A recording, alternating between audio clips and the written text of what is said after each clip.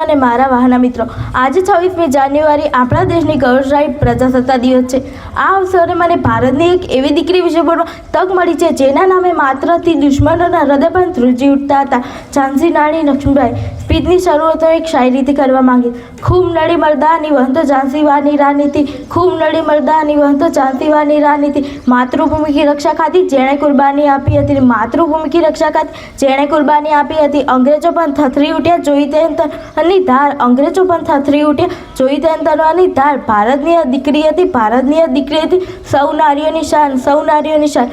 રાણી લક્ષ્મીબાઈનું બાળપણના મણિકણિકા હતું। બધા તેને પ્રેમથી મનુ કહેતા। નાનપણથી તેમને ઘોડાસવારી, તલવારબાજી અને શસ્ત્ર વિદ્યામાં મહારત મેળવી હતી।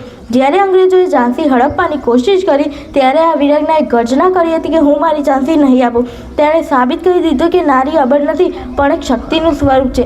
પીઠ પર પોતાના બાળકને બાંધીને હાથમાં તલવાર લઈને જ્યારે તે રણના મેદાનમાં ઉતરી ત્યારે ઇતિહાસ પણ સ્તંભી ગયો હતો।